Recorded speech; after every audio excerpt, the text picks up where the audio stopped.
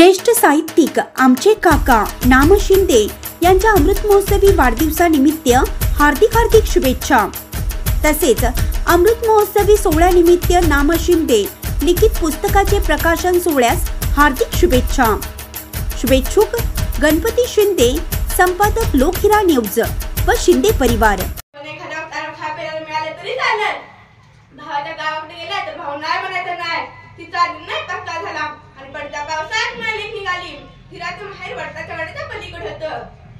ती काठावर उभी राहिली। आहे पाण्यात मी कसं जायचं ग? तिचा गुडघ्या एवढं पाणी आणि बोरांच्या कमरे एवढं पाणी लागत होतं। ती काठावर उभी राहिली। वराला होता आणि तिची पावलं झपझप पडत होती। सूर्य माझ्या वराला होता आणि तिची पावलं झपझप पडत होती। वाटेत तिला एक घोडेस्वार दिसला। तो घोडेस्वार अगदी रुबाबदार, मिशीवाला आणि दणकट होता। त्याने विचारलं, ए बायो, थांब, कंसब गाव बाई म्हणायचंय? पार्वती म्हणाली, मडील की बुद्रुक माझ्या भावा? ती उत्तरली। घोडेस्वार म्हणाला, लय भूक लागली पोटाला, हाय का तुझ्या टोपलीचा खायला? पार्वती म्हणाली, हाय की। तिने आपल्या डोईवरची टोपली खाली घेतली, त्यावर धडपा काढला आणि त्यावर 2 आंबोळ्या ठेवून त्या घोडेस्वाराला दिला। घोडेस्वार, आ याला काय म्हणतात गो बायो? आणि जागी याला भूक कशी पाडली तू?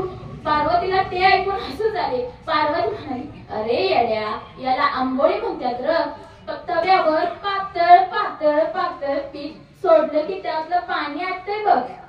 घोडेस्वार अगदी नवऱ्याने खाऊ लागला। बघतात तर काय, पार्वतीची टोपलीच रिकामी। घोडेस्वार म्हणाला, अरे तू ह्या आंबोळ्या कुणासाठी घेऊन चालली होती? पार्वती म्हणाली, माझा नवरा सावकाराच्या शेतात काम करतोय, त्याच्या न्याहारीसाठी घेऊन चालली होती मी या आंबोळ्या। आता काय करशील? घोडेस्वाराने विचारलं। पार्वती म्हणाली, झोपड्यात आंबोळीचं पीठ बी हाय, माझे हात बी हत्ते कट्टे आहेत, आणि तू त्यांना भरून? घोडेस्वार म्हणाला, चल बघू तुझी झोपडं कसलं आहे ते तरी चल। पार्वतीच्या झोपड्यात तो गेला, लोटाभर पाणी प्याला व समाधानाचा ढेकर देऊन तिथून निघून गेला। पार्वतीचा मालक, काय गो पारू, आज भलता उशीर केला, नेमकीच आज भूक लागली। पार्वती म्हणाली, अहो मला एक वाटत घोडेस्वार भेटला, त्याला लई भूक लागलेली, म्हणून मी त्याला तुमच्यासाठी आणलेल्या आंबोळ्या त्याला खाऊ घातल्या। भुकेलेलं अन्न दिलंस ना, साक्षात परमेश्वर जेवून गेला म्हणायचा की? पार्वतीचा नवरा म्हणाला। पार्वती म्हणाली, खा आता गपचूप। दुसऱ्या दिवशी बघतात तर काय, त्यांच्या झोपड्यासमोर दोन राजाचे दूत समोर। पार्वती आंबोळीवाली हितच राहती का? पार्वतीचा नवरा बाहेर आला। काय झालं मालक? मी तिचा नवरा आहे। काय झालं मालक? पार्वतीचा नवरा खूप घाबरलेला। पार्वती ते 2 दूत म्हणाले, राजाने तुम्हाला ताबडतोब राजवाड्यात बोलवले। पार्वती पदराला हात पुसत बाहेर आली आणि म्हणाली, कालच्या घोडेस्वारांचं टकळी गेल्या, चला मी बी बघती। भुकेलेला अन्न देणं काय गुन्हा आहे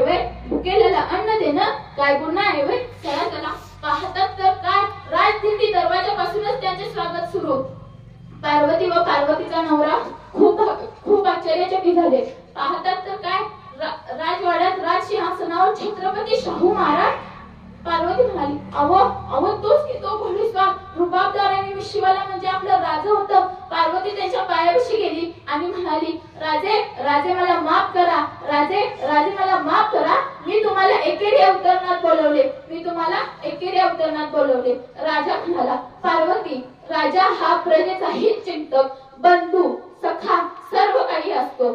त्यावेळीस तू माझ्या पोटाला भूक लागलेली आणि त्यावेळीस तू माझ्या पोटाला अन्न घातलेस, म्हणून मडील के बुद्रुक येथे तुला 11 एकर जमीन तुझ्या नावावर करत आहे।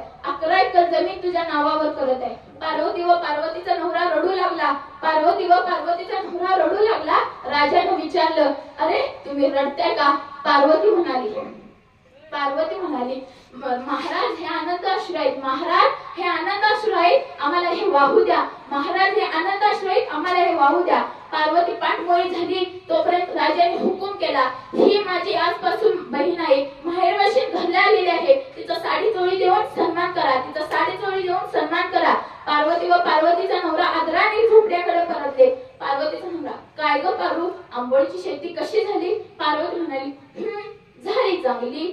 आजही मित्रांनो तुम्ही मडिनके बुद्रुक येथे गेलात तर आंबोळीची शेती म्हणून एक शेत तुम्हाला पाहायला मिळेल. आजही तुम्ही मडिनके बुद्रुक येथे गेलात तर आंबोळीची शेत म्हणून एक शेत तुम्हाला पाहायला मिळेल. धन्यवाद. ज्याच्या शौर्याच्या कथा अंगावर शाल येतात असा राजा प्रत्यक्ष बघायला मिळणार म्हणून गोवळकोंड वासियांनी बरगच्च गर्दी केली होती. राजांच्या सोबत सरसेनापती हंबीरराव मोहिते, सूर्याजी मालुसरे, तानाजी मोरे व यसाजी कंक होते.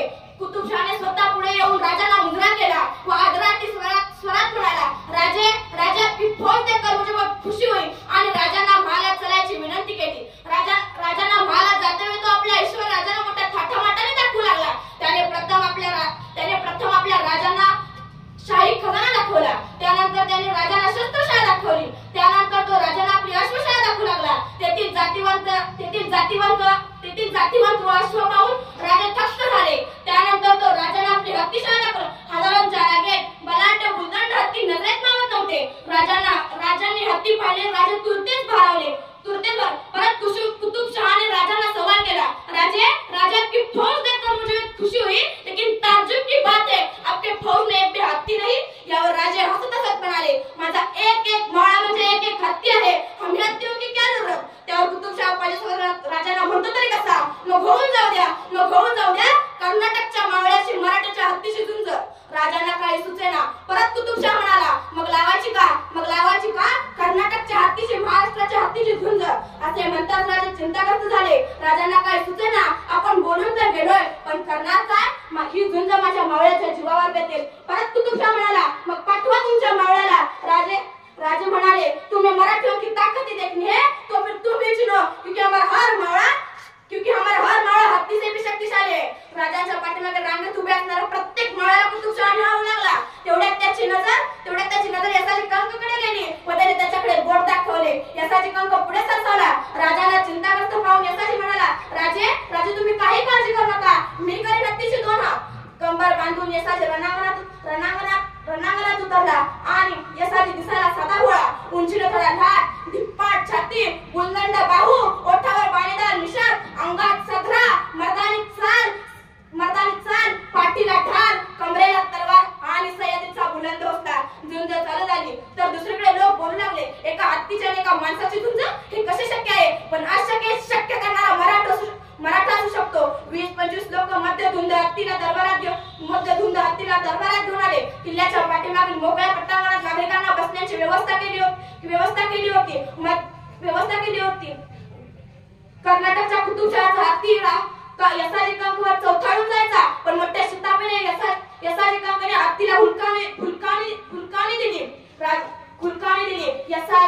अंगात चित्त्याची चपळाई, नजरेत गरुडाची दहाकता आणि एका हत्तीसमोर मंगटात 10 हत्तीचे बळ घेऊन यसाजी हत्तीवर चालून गेला.